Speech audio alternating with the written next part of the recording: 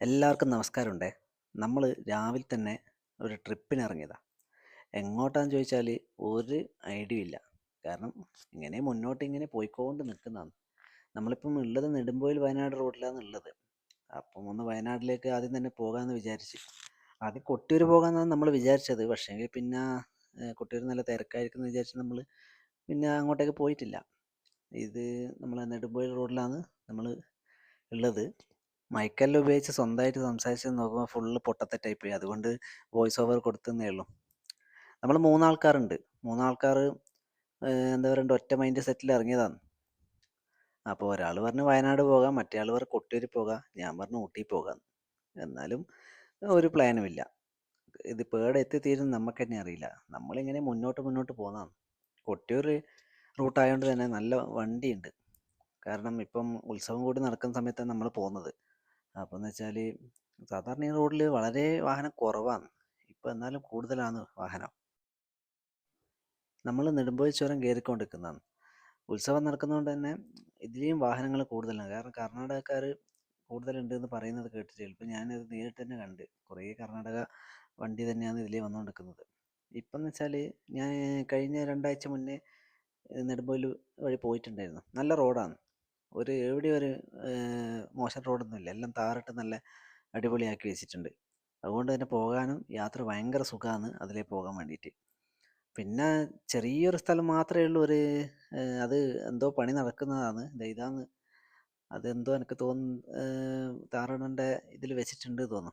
അത് മാത്രമേ ഉള്ളൂ. വേറെ ബാക്കിയെല്ലാം നല്ല റോഡാണ്. സാധാരണ ഈ റൂട്ടിലൂടെ പോകുമെന്ന് വെച്ചാൽ അങ്ങനെ വണ്ടിയൊന്നും ഉണ്ടാവില്ല. ഇപ്പം നോക്കുമ്പോൾ കർണാടക വണ്ടിയാണ് കൂടുതൽ. അതെ, ഞാൻ ഈ സൂം ചെയ്ത് കളിക്കുന്നതെല്ലാം കർണാടക വണ്ടിയാണ്.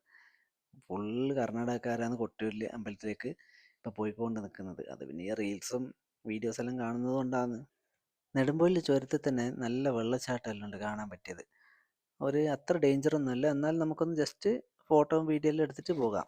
നമ്മളിപ്പോൾ വയനാട്ടിലാണ് എത്തിയിട്ടുള്ളത്. പോകുന്ന വഴിക്ക് ചെറിയൊരു പണി കിട്ടീനി. അത് നമ്മളപ്പം തന്നെ സോൾവ് ചെയ്ത് നമ്മളെ കൊണ്ട് സോൾവ് ചെയ്യാൻ പറ്റുന്നതേ ഉള്ളൂ. പിന്നെ വൈപ്പറിലൊക്കെ കുറച്ച് വെള്ളത്തിൻ്റെ കുറവുണ്ട്. അതെല്ലാം ഒഴിച്ച് കഴിഞ്ഞ് നമ്മൾ നേരെ പിടിച്ചത് ഗൂഡല്ലൂർ റോഡിലേക്കാണ്.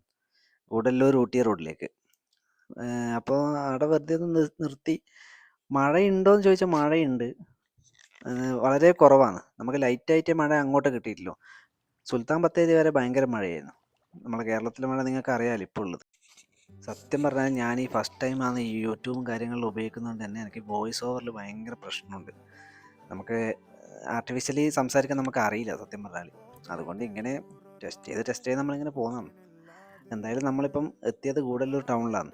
ഗൂഡല്ലൂർ ടൗൺ നമുക്ക് ഊട്ടിക്ക് പോയാലൊന്നും ഉണ്ടായിരുന്നു. പക്ഷേങ്കിൽ നമ്മൾ ഊട്ടിക്ക് പോകുന്നില്ല. കാരണം കുറച്ചും കൂടി ഇവിടുന്ന് പോകാനുണ്ട്. ഒരു 1.5 മണിക്കൂർ യാത്ര ഉണ്ട് എന്നാണ് എൻ്റെ ഒരു ഊഹം. അതുകൊണ്ട് നമുക്കിവിടെ മസനഗുഡിയിലേക്ക് പോകാൻ തീരുമാനിച്ചു. മസനഗുഡിയിലേക്ക് ടേൺ ചെയ്യുമ്പോൾ തന്നെ നല്ല മനോഹരമായിട്ടുള്ള കുണ്ടും കുഴിയുള്ള റോഡാണ് കിട്ടിയത്. ഇവിടെ ഗൂഡല്ലൂർ ടൗണിൽ തന്നെയാണ് ആ റോഡ്. എനിക്ക് തോന്നുന്നു ആ സൈഡിലുള്ള ബസ് സ്റ്റാൻഡാണെന്ന് തോന്നുന്നു. KSRTC ബസ് സ്റ്റാൻഡാണെന്നൊന്നും അറിയില്ല. കണ്ടിട്ട് KSRTC ബസ് സ്റ്റാൻഡ് പോലെ തന്നെ ഉണ്ട്. ഇവിടെ അത്യാവശ്യം വെയിലെല്ലാം ഉണ്ടായിരുന്നു. ചെറിയൊരു ചൂടും ഉണ്ടായിരുന്നു. എന്നാൽ ഒരു തണുപ്പും. അങ്ങനത്തെ ഒരു ക്ലൈമറ്റാണ് ഗൂഡല്ലൂർ ഉള്ളത്. നമ്മൾ എന്നിട്ട് നേരെ മസനഗുഡി കാട്ടിലെത്തി. പിന്നെ അവിടെ കുറേ കാഴ്ചകൾ ഇങ്ങനെ കണ്ട്, കുറേ മാനും അങ്ങനെ കുറച്ച് ആൾക്കാർ ഇങ്ങനെ അതിൽ നടക്കുന്നുണ്ട്. ഈ റോഡിൻ്റെ പ്രത്യേകത എന്താണെന്ന് വെച്ചാൽ നമ്മൾ അത്രയ്ക്ക് ആ ഒരു മൈൻഡ് സെറ്റാണെങ്കിൽ നമുക്ക് ഒരു കാടിൻ്റെ ഭംഗി ആസ്വദിച്ചുകൊണ്ട് പോവാം. കാരണം വെച്ചാൽ ഭയങ്കര കാമാണ്.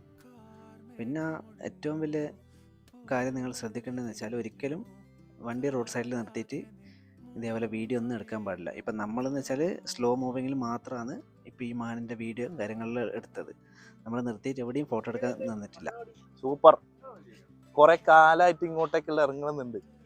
അങ്ങനെ ലാസ്റ്റ് 2 വർഷം മുന്നേ ഇങ്ങോട്ട് വന്നേ. ഇപ്പൊ ഈ ഒരു ക്ലൈമറ്റും ഈ ഒരു വൈബെല്ലാം കിട്ടുമ്പോൾ വേറെ തന്നെ ഒരു കുളിർ, നല്ലൊരു സീനിക് ബ്യൂട്ടി ആയിട്ട് തന്നെയാണ് ഇവിടെ ഉള്ളത്. സ്ട്രെസ് റിലീഫിനൊക്കെ പറ്റിയ ഒരു അറ്റ്മോസ്ഫിയർ ആണ്.